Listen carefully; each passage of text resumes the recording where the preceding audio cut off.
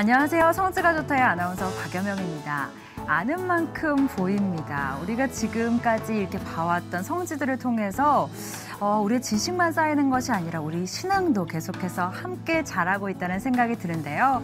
우리의 신앙이 조금 더 깊어질 수 있도록 도와주시는 분이죠. 이강근 박사님 모셨습니다. 박사님 안녕하세요. 네, 안녕하세요. 네, 안녕하세요. 자, 우리 성지를 또 떠나봐야죠. 우리의 신앙의 깊이가 더 깊어질 수 있는 그곳으로 오늘은 어디로 안내해 주실 건가요? 사실 오늘은 시온산. 시온산에 한번 가보도록 하겠고요. 네. 사실 이 시온산은 이 성경에 나와 있는 시온산은 원래가 그 예루살렘이 이렇게 이제 사각형으로 되어 있는데 성 안에 사실 가운데를 보면 이 계곡이 흘러요. 그래서 사실 예루살렘은 두 부분으로 나눠져 있는데 이 동쪽의 예루살렘과 서쪽의 예루살렘. 강을 중심으로 동 예루살렘과 서 예루살렘으로. 그래서 이 동쪽의 중심은 성전산. 우리가 예루살렘 하게 되면 감람산에 볼 때 이 황금 둠이 있는 곳을 성전산이라 그러고요. 그다음에 이 계곡 이 서쪽에는 이 예수님의 무덤이 있어요. 예수님의 무덤이. 그런데 언제부터 사실 시온산은 이 성전산을 말하는 건데 언제부터 동쪽에 있던 이 시온의 이 지명이 이 서쪽으로 오게 됐냐면은 바로 비잔틴 시대 때에 왜냐하면 이 구약에는 예루살렘의 성전이 중요시했기 때문에 모든 것이 이쪽에 집중이 돼 있었어요. 로마가 파괴하고 패하고 난 후에 다시 이 비잔틴 제국이 예루살렘을 건설하려고 했을 때에 우리에게는 예수님의 무덤이 중요하잖아요. 골고다. 그렇죠. 그래서 이 기독교인들에게는 예루살렘의 서쪽이 중요했던 것이고 주의 율법이 시온에서 나오고 주의 말씀이 예루살렘에서 나온다. 그래서 예루살렘이 중요했던 거예요. 또 이 시온산이 중요했던 것이었기 때문에 비잔틴 기독교인들이 서쪽을 시온산으로 이름을 붙인 겁니다. 아, 그렇군요. 원래는 동쪽에 있던 그 성전산이 시온산이었는데 그거를 비잔틴 시대 때 기독교인들이 이쪽으로 이름을 지은 거죠. 옮겼군요. 사실 뭐 지금도 1600년 전만 해도 폐허가 된 예루살렘에 지금이야 뭐 발굴을 하면서 속속들이 새로운 그 지역의 그 위치가 이렇게 나타나고 있지만은 그때만 해도 이 폐허 속에서 몰랐던 거죠. 그러나 예수님의 무덤이 있는 곳이 중요했고 또 이제 이 처음에 마가의 다락방 이 120문도가 성령을 받았던 그곳이 중요했기 때문에 서쪽에 예루살렘의 중심을 쓰면서 바로 이 마가의 다락방이 시온산이 된 거예요. 아, 그렇군요. 그래서 오늘 시온산에 이제 다윗 왕의 무덤 그 위에 마가의 다락방 그다음에 이제 그 베드로 통곡교회 이 세 곳을 역사적으로 한번 짚어보겠습니다. 아주 의미 있는 곳이 될 것 같은데요. 왜 오프닝에서 잠깐 얘기했지만 아는 만큼 보이잖아요. 아, 그럼요. 시온산 하면 우리가 사실 성경에서 많이 본 곳이지만 그거에 대해서 구체적으로 또 오늘 설명을 해주실 수 있는 그죠? 박사님만이 설명해 주실 수 있는 바로 그곳으로 계속해서 이동해 보겠습니다.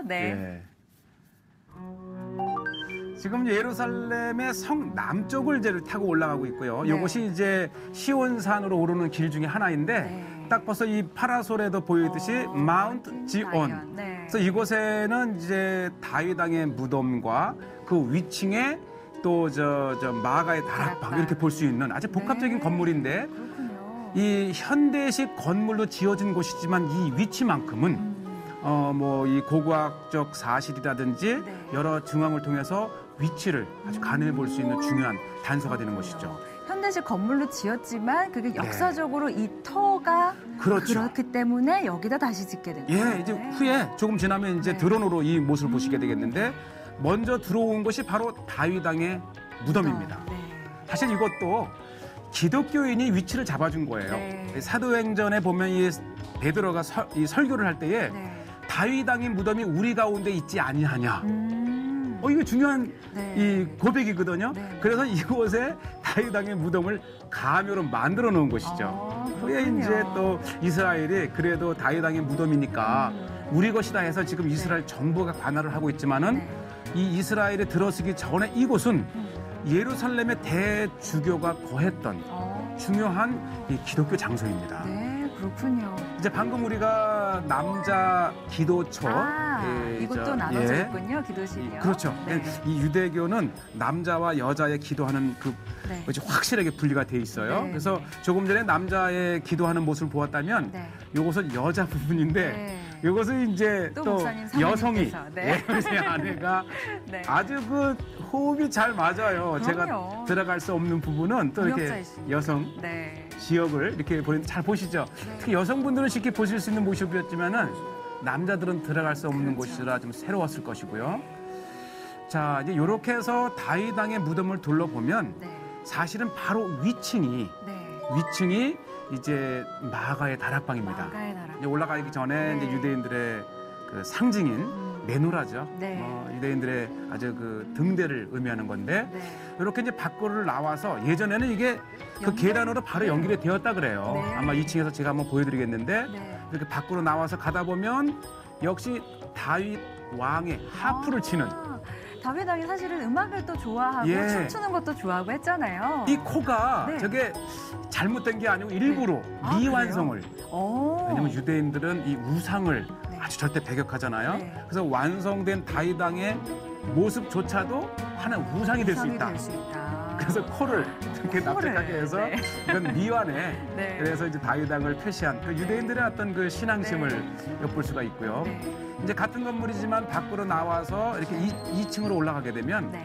지금 보시다시피 이제 이스라엘 정부에서 관할을 해요. 아, 그래서 그렇군요. 우리가 이제 교회였던 곳이지만 이스라엘 내무부에서 이렇게 관리를 하고 있고 네.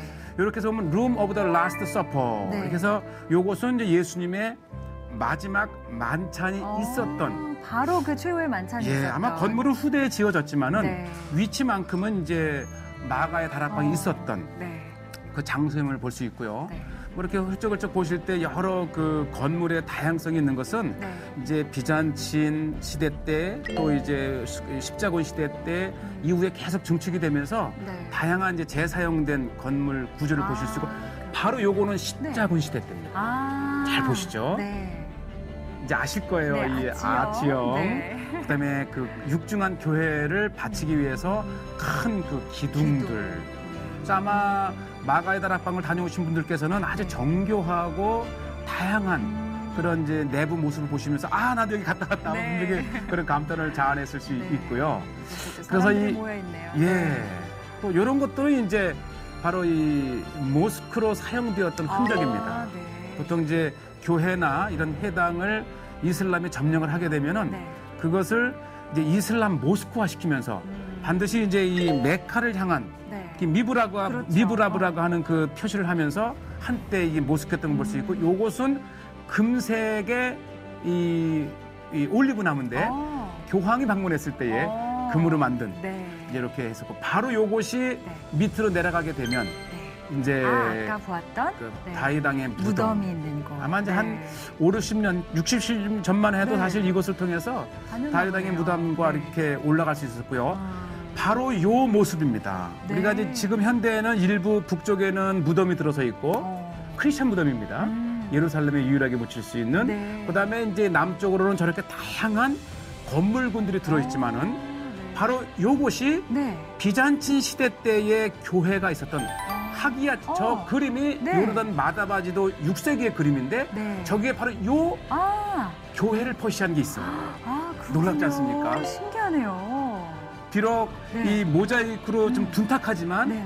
그러나 이 마가의 다락방의 교회가 이미 이 5세기, 6세기경에 존재했던 것을 네. 이 다른 나라의 이 다른 자료를 통해서 이 위치를 확인할 수 있었고요. 네. 그 위에 지금 이것이 이제 천주교의 마리아 영면교회, 이제 마리아 마리아가 잠든 영면교회. 곳이라는 곳이 네. 있지만은 이 거대한 터가 네. 이제 비잔친 시대 때의 교회가 있었고 또 아랍에 의해서 허물어졌던 그곳에 네. 다시 십자군 시대 때 지었던 거대한 교회가 있었던 거예요. 네. 그리고 이제 후에 음. 이제 이곳에 예루살렘의 대주교가 거하는 시온 수도원이 있었던 곳이었죠.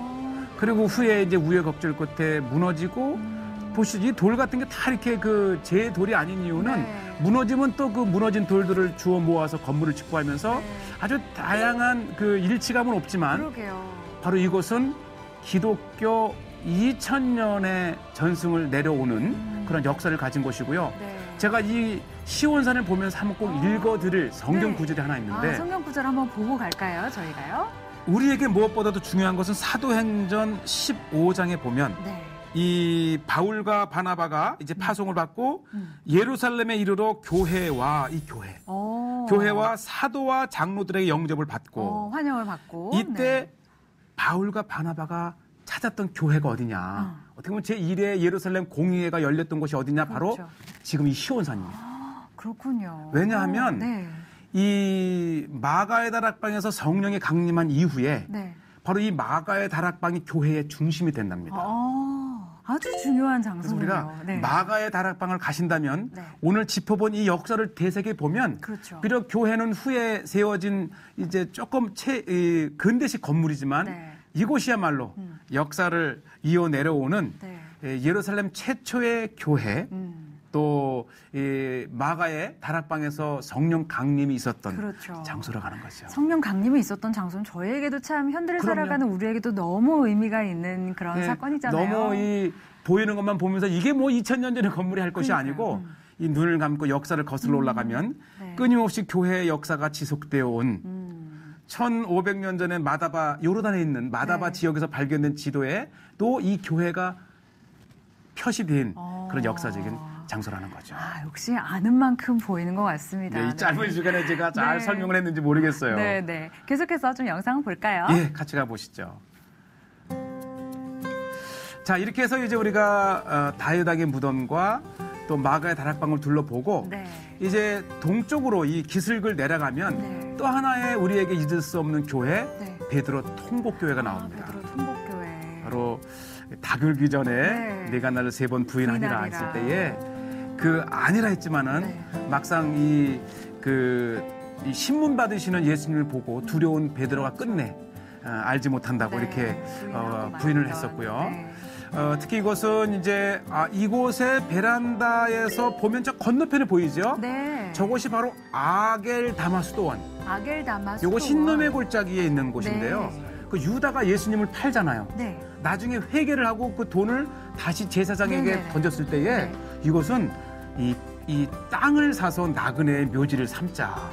그래서 이 피밭이라고 하는 곳을 사서 결국은 나그네의 묘지가 섰고 그곳에 이제 그리스 정교회에서 저렇게 아겔다마 수도원을 세웠죠. 이렇게 잠시 보시면서 이제 이동하면 바로 이곳은 아마 성지에서도 가장 아름다운 교회 중에 하나인데 바로 왜 이곳이 또 하나 우리 중요하냐면 바로 이 그림을 보다시피 이 베드로 통곡교회는 가야바의 집터였다 그래요. 그 해에 제사장을 맡았던. 그래서 아마 처음으로 예수님이 끌려간 곳은 이 빌라도 앞이 아니고 먼저는 제사장 앞에 가서 종교적 재판을 받습니다. 그래서 이곳은 가야바의 집터에 이제 그 지하에 묻혔던 그 갇히셨던 곳이라고 하면서 바로 이곳은 예수님이 내가 나를 3번 부인하던 이 청동 그게 또 이제 새겨져 상이 이제 문 앞에 있고요. 그래서 그런지 다양한 역사가 있는 곳이라 이제 이 교회 안에 들어가게 되면 먼저는 가야바 앞에 끌려오셔서 이제 신문을 받으시고 밤새 이곳에 이제 독방에 갇히기도 하시고 또 이렇게 해서 예수님이 이제 하룻밤을 묵으셨다가 하는 곳이죠. 이곳은 이제 만찬, 최후의 만찬을 드시는 모습. 그래서 교회 내에 이 4면에 예수님과 관련된 그래서 가만히 성경의 역사를 음미해 보면서 이 성화를 보기만 해도 특히 이제 사순절이나 부활절 전후에서 이곳을 방문하게 되면 아마 보이는 것도 그렇지만 느낌도 가장 예수님의 고난을 이렇게 묵상해 볼 수 있는 곳이 아닌가 그게 생각이 듭니다. 피부로 또 느껴질 것 같습니다. 직접 저 안에 들어가서 이렇게 벽화를 보다 보면 이것이 이제 현대 교회를 지으면서 그렇게 이제 갈릴리에서 또 이제 만나시는 예수님 모습인데 그 성경의 스토리를 이렇게 현대식 그림으로 표현을 해놓으면 또 눈으로도 글로도 읽지만은 또 눈으로도 읽는 요것이 바로 이제 독방으로 통하는 곳인데요. 보시죠. 비잔틴 저것이 1500~600년 전에 이것이 이제 이미 교회가 쓰면서 예수님께서 가야바에게 잡히셔서 독방에 묻히셨다가는 그러니까 고대에는 이 종교적인 이 제수들은 바로 그 제사장의 그 지하에 바로 갇혔다고 합니다. 지금 오리지널 그렇죠. 지금 보셨던 교회 지하로 내려오게 되면 이렇게 지금은 이제 유리로 이렇게 보호를 해놨지만은 그래도 이렇게 만져볼 수 있죠. 그래서 이 종교적 죄를 범한 사람들을 잡아다가 가두는 곳이었고요. 네. 요곳에서 더 특별한 것은 바로 이 안입니다. 네. 아마 사람들 굉장히 이제 경건하게 예배와 네. 기도회를 하는데 요곳은 더 중한 사람들을 가두어두는 독방.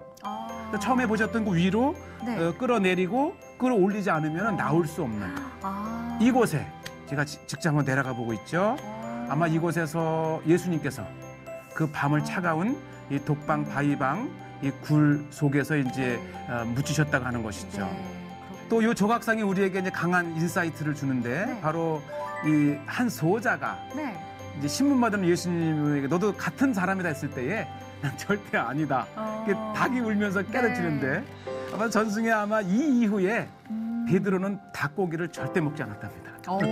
어쨌든 닭은 네. 이 베드로에게 일깨움을 주었던 그렇죠. 그런 이제 등장을 하고 네. 자, 또 중요한 것이 이곳인데 원래 지금 우리가 위에서 내려갔지만 방금 보였던 이 계단이 네. 2000년 전의 계단이었답니다. 즉 다시 말해서 이 계단은 겟세마네에서 오면서 이르는 계단이에요. 이 계단이죠. 그래서 아마 예수님께서 가야바에게 끌려오실 때에 네. 바로 이 돌 계단을 타고 올라오실 것이다. 그래서 이제 이 사순절이 되면 이제 저곳에 많은 그 촛불을 밤새 켜놓고 예수님의 고난을 생각하시면서 기도할 수 있고 묵상해 볼 수 있고. 그래서 사순절은 아마 이 겟세마네에서도 그렇고 이 베드로 통곡교회도 그렇고 예수님과 관련된 모든 장소들은 예수님 마지막 한 주간을 떠올리면서 이제 기도하고 묵상해 볼 수 있는 아마 최고의 장소가 이 고난 주간이죠. 예루살렘이 아닌가 생각이 듭니다. 그러게요. 정말 실제로 좀 가능하다면 좀 고난 주간을 맞아서 직접 저곳을 찾아서 이렇게 걸어가면서 예수님이 걸으셨을 그 길 그리고 그 감옥을 보면서 또 내려다보면서 묵상하고 베드로 통곡교회를 보면서 지금 나는 예수님을 부인하고 살지는 않은가를 한번 돌아보고 할 수 있는 정말 좋은 신앙의 어떤 훈련을 할 수 있는 또 장소가 될 것 같다는 생각이 듭니다. 이 특별한 뭐 이렇게 가이드에 이렇게 안내를 받지 않더라도 위치만 안다면 조용히 성경책 한 권 가지고 가서 천천히 이렇게 돌아보면서 또 마음에 감동이 오는 대로 잠시 기도할 수 있고 하는 말씀하신 최고의 고난주간을 보낼 수 있는 곳은 예루살렘이다. 저희는 오늘 이만 여기서 마무리하도록 하겠습니다. 성지가 좋다는 인터넷으로도 다시 보기 하실 수 있습니다. 많이 시청해 주시기 바랍니다. 저희는 인사드리겠습니다. 함께해 주신 여러분 고맙습니다. 네, 감사합니다.